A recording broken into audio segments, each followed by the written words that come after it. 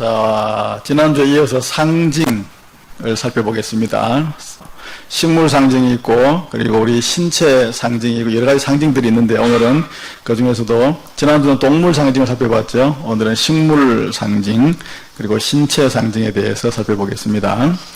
자, 식물이 성경에 보면 여러 번 쭉 나오는데, 상징적 의미를 가지고 있습니다. 무화과 나무가 나올 때는, 무화과는 잎이 널찍하고 또 그 과일이 달콤하기 때문에 이거는 평화, 쉼, 그늘 이런 걸 상징합니다.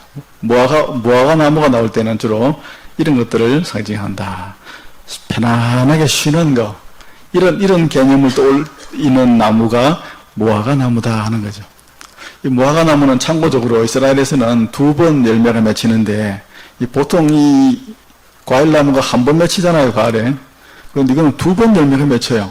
처음에는 상품 가치가 없도록 자그마하게 한번 이렇게 작게 한번 열렸다가, 그게 빨리 떨어지고 나면은 그 자리에서 다시 또 맺혀요, 또. 그래가지고 이번에는 좀 크게 맺힙니다. 그래서 나중에 그 2번째 맺히는 그 열매를 이제 시장에 내다 팔기도 하고 그렇게 했습니다. 그러니까 무화과가 열렸다, 무화과의 때가 되었다 하는 이 말은 나중에 2번째 열리는 그때를 말합니다. 3, 4월 되면 이렇게 작은 게 이파리가 나면서 동시에 맺혔다가 그게 떨어지고 나서 다시 이제 열매가 붙어가지고는 7, 8월 한여름이 되면은 그게 이제 커다랗게 이렇게 이제 과일이 되는데, 그걸 이제 진짜 좋은 이제 무화과 열매가 되는 거죠. 작게 열리는 거, 그거 처음에 열리는 그거는 전혀 상품 가치가 없기 때문에 지나가는 사람이 누구든지 가서 따먹어도 돼요. 그냥 아무나. 예수님이 그때 지나가시다가 무화과 열매가 있는가 싶어서 가봤다 갈 때는 바로 그때가 3, 4월 때거든요. 6월절이니까 그때는 바로 이 작은 거 위에 있는 거, 요걸 지금 이렇게 요게 맺힐 때쯤 되었던 그 시기거든요. 혹시나 싶어서 가봤던 거죠. 자, 그래서 이게 이렇게 하면 처음 익었다가 이렇게 나중에 익기 때문에 요렇게 먼저 익는 요걸 갖다가 처음 익은 무화과라 이렇게 말합니다. 처음 익은 무화과. 그 다음에 나중에 맺히는 요걸 갖다가 본격적인 이제 무화과의 때다 이렇게 말하고요. 무화과 나무는 열매를 2번 맺힌다. 앞에 맺히는 거는 마음대로 따먹어도 된다 하는 거. 그 성경에 보면 예수님에 대한 말씀이 마가복음 11장에 보면 멀리서 잎사귀가 이렇게 다 맺혀 있는 한 무화과 나무를 봤는데, 무화과 나무는 잎사귀가 있으면 반드시 열매가 있죠.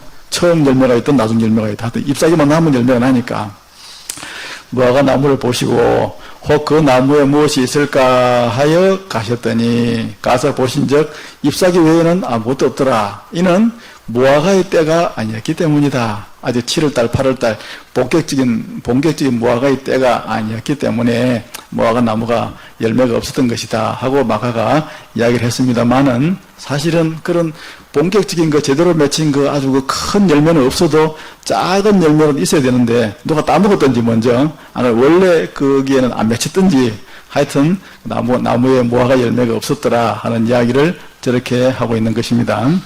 그러니까 무화과는 작은 처음 익은 무화과가 맺히든 나중에 맺히든 잎사귀만 있으면 반드시 거기에는 이제 열매가 있어야 된다는 것이죠. 그러니까 신앙생활을 해나가면서 신앙의 외적인 행위들은 많은데, 예배당에 왔다 갔다 하시는 거, 헌금하시는 거, 봉사하시는 거, 이런 것들은 많은데, 하나님 앞에서 성품의 아름다운 열매가 없다면은 바로 이 무화과 나무의 열매가 없는 것과도 비슷하다 하고 말씀드릴 수 있습니다. 열왕기상 4장 25절에 보니까 솔로몬이 통치하는 그 시기에는 온 이스라엘이 평화로웠더라 하는 그런 말을 표현할 때 뭐라고 했냐면, 유다와 이스라엘이 남쪽 나라와 북쪽 나라죠. 단에서 브엘셰바까지. 단은 이스라엘 땅의 제일 북쪽 지방의 유대인 땅이고, 브엘셰바는 남쪽 지방 끝에 있는 유대인 땅이라서 이스라엘을 표현할 때 단에서부터 브엘셰바까지라는 말이 성경에 많이 나오는 것은 지명을 놓고 이야기하는 겁니다. 최북단에서부터 최남단까지 모든 사람들은 각기 자기 포도나무 아래와 자기 무화과 나무 아래에서 평안히 살았더라. 무화과 나무는 평화를 상징하고 그늘을 상징하니까 평안하고 안정되게 살았더라 하는 이 말을 자기 무화과 나무 아래에서 살았더라 혹은 이렇게 평안히 살았더라 이 말합니다. 무화과의 그 단 열매를 따서 먹으면서 편안하게 사는 그 무화과의 그 그늘 밑에서 있는 그런 유유자적한 그런 모습을 한번 머릿속에 그려보십시오. 그건 바로 평화를 상징한다는 것이죠. 그 무화과 나무가 바로 그런 의미를 지니고 있습니다. 미가서 4장 4절에도 보면 비슷한 말씀이 있는데 각 사람이 자기 포도나무 아래와 자기 무화과 나무 아래에 앉을 것이라. 그들을 두렵게 할 자가 없을 것이다. 그렇죠? 사람이 하나님이 지켜주는 그런 사람은 자기 무화과 나무 아래에서 편안하게 거할 것이기 때문에 아무도 그를 두렵게 할 자가 없을 것이다. 하여튼 평안함, 안전함을 나타낼 때는 이 무화과 나무가 종종 등장한다고 하는 건 이걸 참고로 알아놓으시면 됩니다. 요한복음 1장 48절에 보면은 예수님께서 하신 말씀 가운데 아주 그 이상한 말씀을 한마디 한 말씀 하셨는데 나다나엘이라고 하는 제자를 부르실 때 갈릴리 가나 사람이잖아요. 혼인잔치가 있었던 그 가나. 네. 나다나엘 이렇게 부르니까 네가 나를 어떻게 나를 아십니까? 예수님께서 말씀하시기를 빌립이 너를 부르기 전에 네가 무화과 나무 아래에 있을 때 내가 이미 봤다. 이런 말씀을 하세요. 이게 무슨 말씀이냐 하면 우리나라 배경에서는 이해가 안 되는 말씀인데 제가 지금까지 말씀드린 그 내용을 떠올리면서 이 말씀을 한번 해석을 해 보십시오. 그러니까 내가 무화과 나무 아래 있을 때 봤다. 이게 무슨 말씀이냐? 그럼 나다나엘이 무화과 나무 밑을 지나갈 때 예수님께서 헐끗 보았다는 말씀이냐? 그런 말씀도 되긴 되지만은 나다나엘의 고향은 갈릴리 가나고 예수님께서 자라신 곳은 그 옆에 있는 나사렛이고 같은 마을도 아니거든요. 아닌데 다 인근에 있는 마을들이니까 아마 예수님께서 그 갈릴리 가나에 자주 왔다 갔다 하시면서 하던 중에 그 마을에 살던 나다나엘을 옛날부터 옛적부터 알고 계셨던 모양이에요. 그런데 그때가 언제적이냐 하면 나다나엘이 무화과 나무 아래에 그렇게 평안하게 거할 때 아직 나 예수가 누군지도 모르고 또 그냥 이렇게 이런저런 그런 걱정거리 없이 그냥 편안하게 이렇게 평안한 가운데 잘 성장하던 그런 일상적인 그런 때부터 내가 너를 눈여겨봐왔다. 그런 뜻입니다. 그러니까 네가 살던 그 가나에서 네가 살 때부터 사실은 내가 너를 알고 있다. 그렇게 나다나엘을 말씀하실 때 이런 표현, 이런 그 부분들을 그렇게 이해를 하시면 되겠습니다. 무화과 나무가 주는 이 상징적 의미는 바로 그래서 쉼, 그늘, 평안함이라고 하는 것, 이것을 생각하시기 바랍니다. 쥐엄나무는 우리가 다 잘 아는 대로 궁핍과 가난을 상징합니다.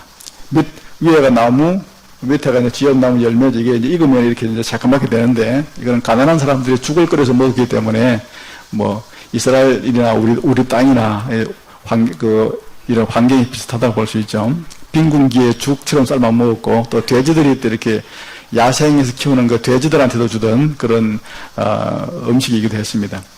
근데 이걸 이제 다른 말로 이게 쥐엄나무 열매라고 부르지만은 이스라엘 사람들은 뭐라고 불렀냐면 메뚜기 열매라고 불렀습니다. 메뚜기 혹은 메뚜기라고 불렀는데 왜 쥐엄나무 열매를 메뚜기라고 불렀느냐 하면 제가 지난번에 설교할 때 말씀드렸죠. 그 말이 이스라엘 말로 히브리 말로 똑같다고 했죠. 하루브라고 하루브.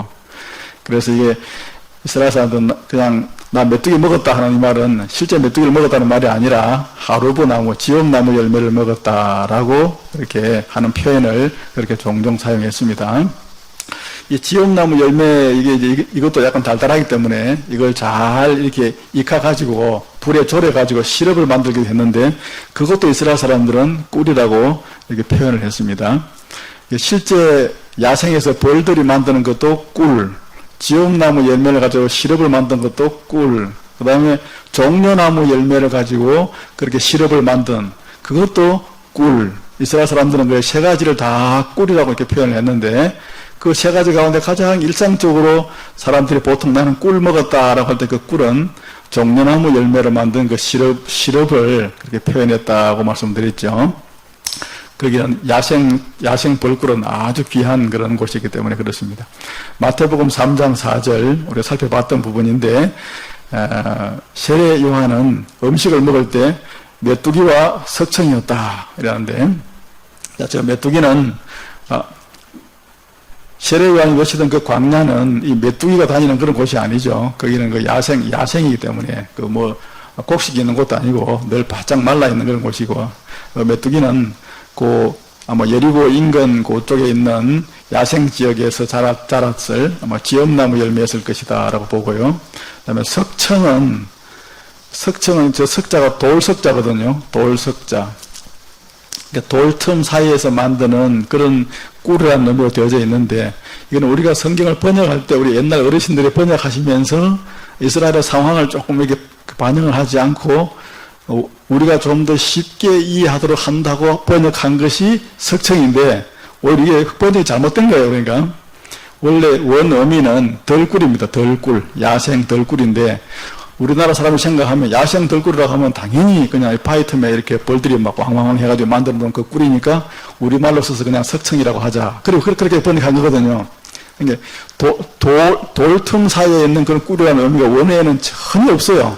그냥 덜에 있는 야생 꿀이라고 되어져 있는데, 쉽게 번역한다고 한 게 우리는 잘못 오해를 하도록 만들었는데, 이 석청은 그런 것이 아니라 그냥 야생 꿀이었는데, 이스라엘 사람들이 보통 야생 들판에 있는 그냥 덜꿀, 야생 꿀이라고 할 때는 종려나무 열매가 이렇게 익어서 달달하게 되어진 상태, 그것을 보통 이야기합니다.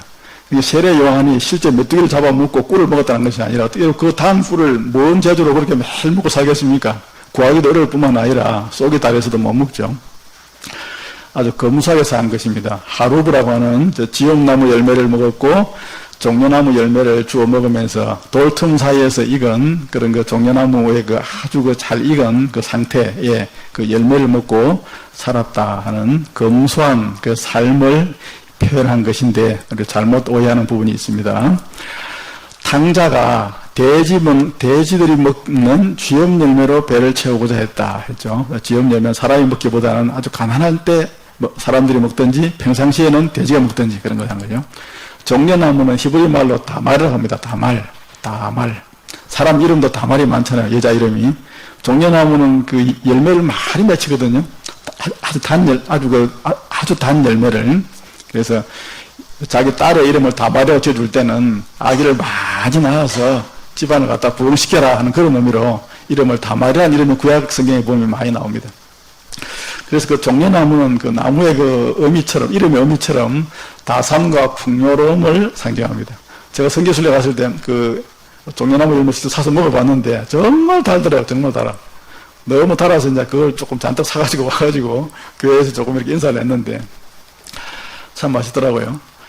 그 대추 야자나무라고도 불리는데, 이 종려나무 열매를 불에다가 바싹 졸여가지고 만든 시럽이 이스라엘에서는 가장 일반적으로 꿀이라고 할 때는 이것을 보통 꿀이라고 불렀습니다.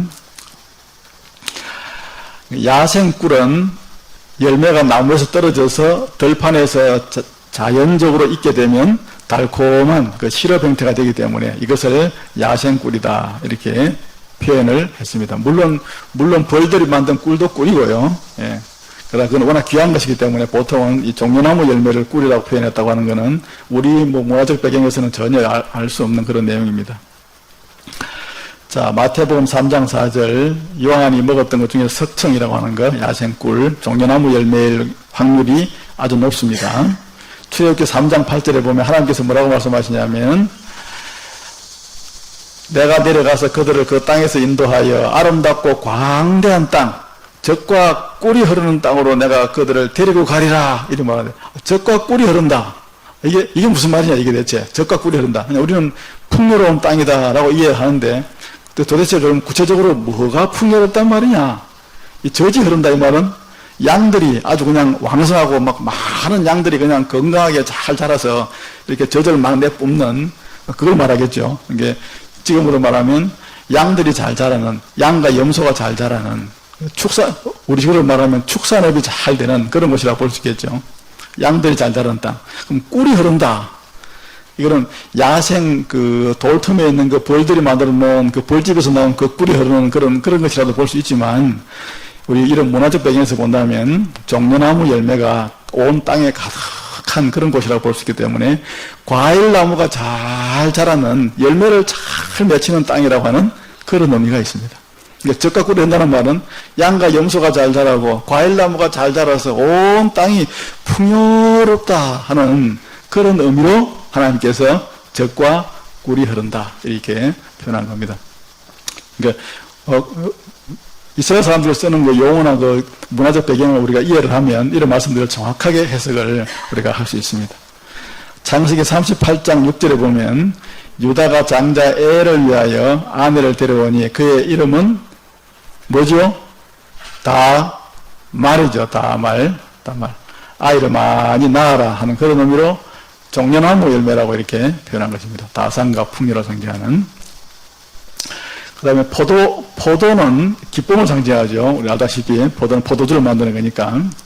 이스라엘 사람들은 물이 부족하니까, 음료수가 부족하니까 이 물 대신에 이 포도를 갖다가 이렇게 많이 먹었습니다. 포도가 수확을 갓 해가지고 갓 짜 놓으면은 아직은 술이 아니거든요. 그냥 포도즙이지.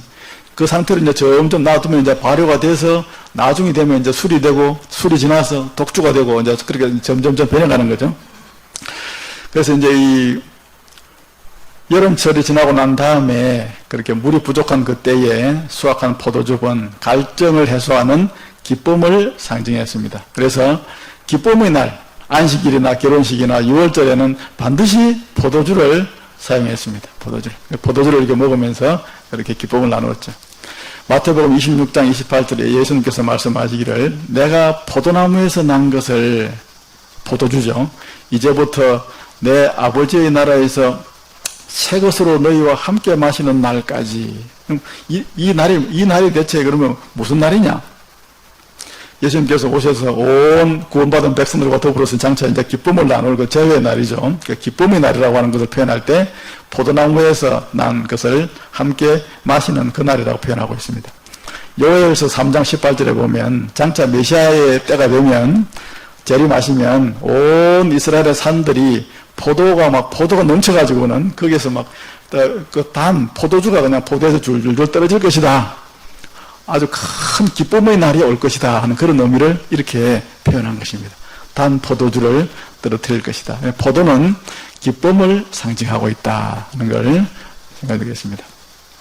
그 다음에 이게 성경에 종종 나오는 그 우설초라고 하는 그 풀이 이렇게 생겼습니다. 길쭉해가지고 우리도 이거하고 비슷한 풀이 있죠. 이걸 밑에서 이제 끊어가지고 저 이파리를 사용하는 것입니다. 저 이파리에다가 이렇게 잿물을 갖다 찍어가지고 사람에게 뿌리기도 하고 했죠. 이 담장 밑이나 밭에서 자라던 그냥 1년생 풀이었습니다. 해마다 이렇게 또 새로 나고 하는 건데 약초로 사용하기도 했고 향재료로도 사용했는데 흔하게 볼 수 있었던 그런 풀입니다. 우슬초는 그래서 우슬초는 겸손을 상징한다 이렇게 모두 이야기합니다.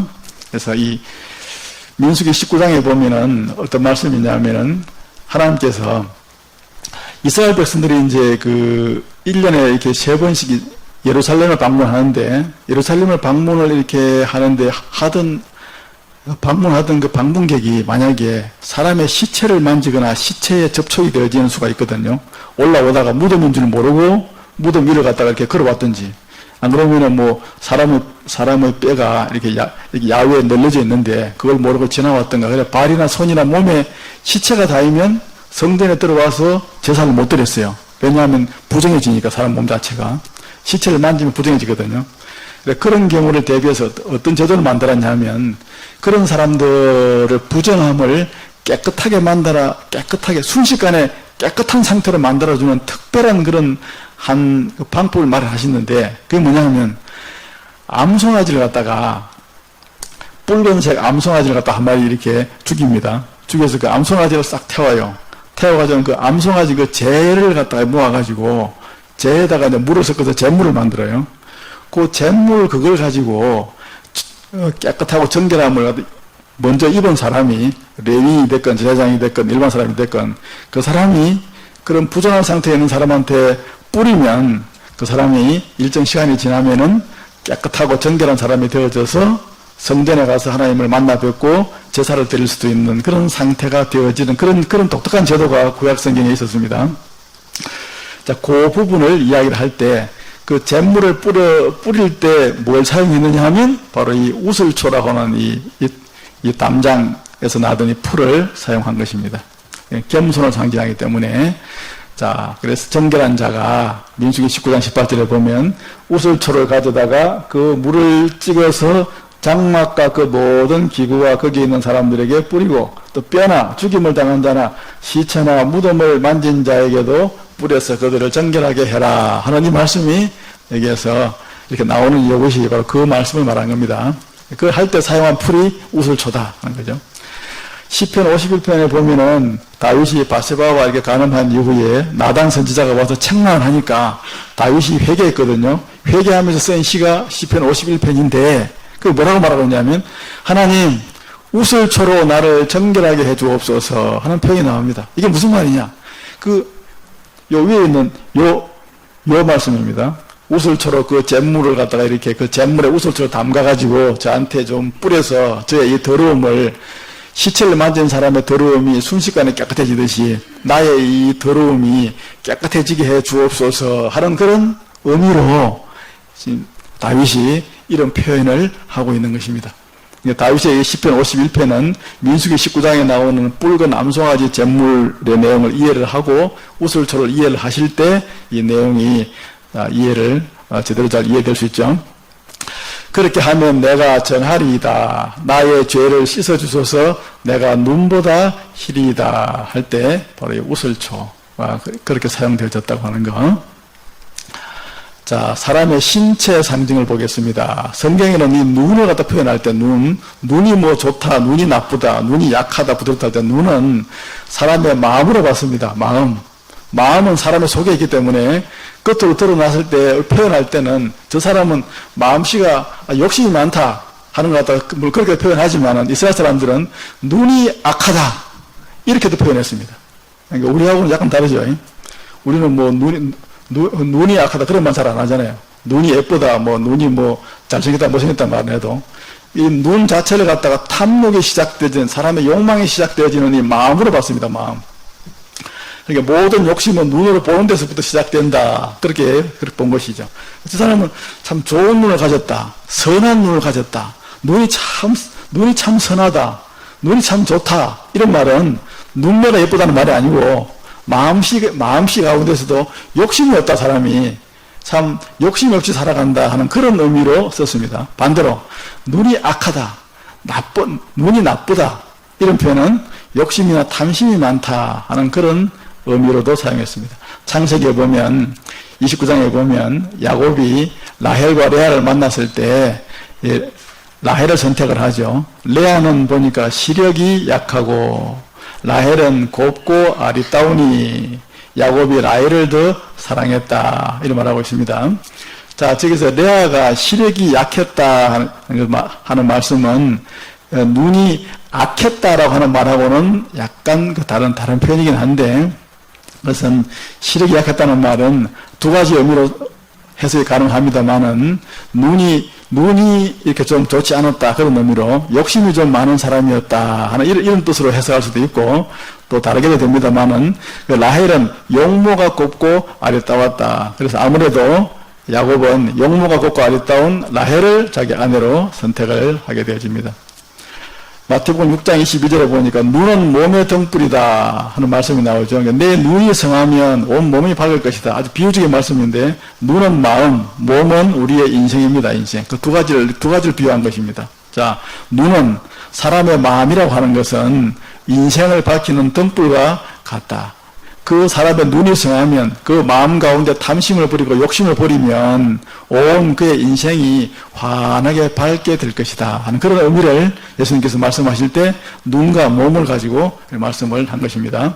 잠언 28장 21절에 보니까 악한 눈이 있는 자는 재물을 얻기에만 급하고 이런 말이 있죠. 이 말은 악한 눈이 있다, 마음에 탐욕이 가득한 사람 이런 뜻이죠. 탐욕이 많은 사람은 재물을 얻는 것에만 급급하다. 그러니까 눈을 가지고 우리하고는 전혀 다른 의미로 이 사람들은 표현을 하고 있다는 것을 보여주는 그런 성구들이 되겠습니다. 여기까지 하겠습니다.